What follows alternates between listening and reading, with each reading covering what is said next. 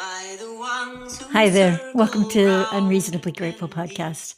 My name is Teresa Engelhart, and I want to welcome you. So, the subtitle of this podcast is Living in Grace by Choice, because we actually get to choose that. And just a quick reminder, one of the best access, easiest accesses to experiencing grace is through gratitude. When we're grateful, when we keep our attention on all that we have, all the ways that we've been blessed, we live in that state of grace. So, welcome back. Glad to have you here. Quick reminder, I don't have your answers. You do, but I believe that we're in a shared journey, and that journey is discovering more of who we really are, getting closer and closer to be able to live from and express those divine qualities that I believe we all have. Some of them just aren't acknowledged or noticed, and so they're not present, even though they're inside of us. When we acknowledge them, or when we can actually call them forward in others and have others call them forward in ourselves, there they are, right there. Kindness, generosity, all of those qualities that we all desire, all the qualities that we all wish to live from and express. Okay, so quick introduction. Thank you for being here. I'm grateful.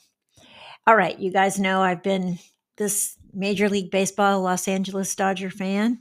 Watched every game this year. Went to the World Series. Came back, teaching my grandson some of the great life lessons and sharing them with you here. So my last episode was It's Not Over Yet. That was the day that the 7th game was played. And whether you like baseball or not, it's a great game to watch because there's some pretty miraculous and amazing moments in there. And one of those moments that I want to point to is it's not over till it's over. In that particular instance, and sometimes in our lives, we feel like we're losing. We feel like we're behind. We can't catch up. Sometimes we even feel like we're drowning or we're suffocating. It's not over till it's over. And just as I shared with my son, our job is to keep cheering. Their job is to keep playing. And it's true in our life. Our job is to keep ourselves surrounded with people and places and communities that encourage and inspire us to feed ourselves well, to sleep well, to exercise, to take care of ourselves, and then to keep our attention on what inspires us. We keep doing that, and something miraculous happens, just like in that game. There were plenty of miracles in that game because people showed up for one another. They didn't give up, and they played their hearts out. And we can all do that in our day-to-day life. So besides the fact that there are those miraculous moments, I just want to point out that this particular episode is called, how do we really keep going? Is it ever really over? So sure, seasons end, events end. There's beginnings and ends of lots of things. But for those of us who are working on becoming that best version of ourselves, I don't know. Is it ever really over? Do we get to a place where we say, this is good enough? And the reason I share that is if you listened at all to the players who had just given 6 months of their life full on, full out, and they'd only had a couple of days before they did this parade in Los Angeles. And then many of the players spoke from the microphone at the stadium. And what I heard and what they said was, okay, there's next year. Can we do it again? Now, it's never going to be the same. It's not even going to be the same team. There's going to be shifts and changes in that team.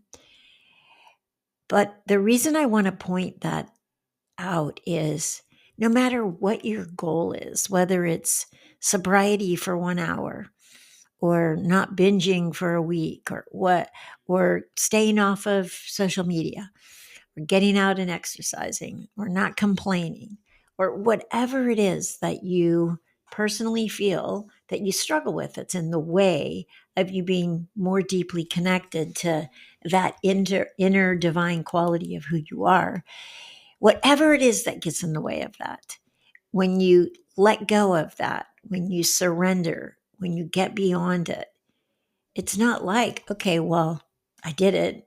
Now what? And we can fall back into old patterns and old habits. No, we keep going. We set a new goal. We put something out in front of us that inspires us. It's the next step. The step that you were working so hard for, you've taken. You got there. And great. Take some time and celebrate it. And then set your next goal. Look and see what your next step is.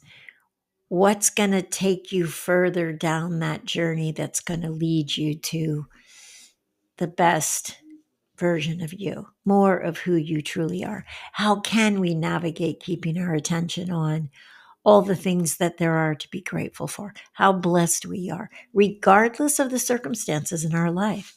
It's not be grateful when we've just been given a lot, or be grateful when things are going really well. No, just always be grateful. Come from that place of gratitude. Why? Because you actually do want to live in that state of grace, because who you are shines and shows up in that place of aligning yourself more with who you were created to be. There's a different you there than the you that perhaps we've adopted and accepted, that's a response or a reaction to our losses, our hurts, our pains, our scars. That's not who you are. And so the next step is what you want to be looking at this week. Wherever you are, every day there's an ending, and every day there's a new beginning, or even every moment is an ending, and the next moment is a new beginning. And what I want to encourage you to do is to be grateful for how far you've come, acknowledge the victory, the champion that you are, and then set your goal for the next step. Set your goal for what's going to lead you even further down and closer to becoming just how amazing you are. Okay? I'll be here next week. I look forward to seeing you then. Have a great week. In this great turning, we shall learn to lead in love.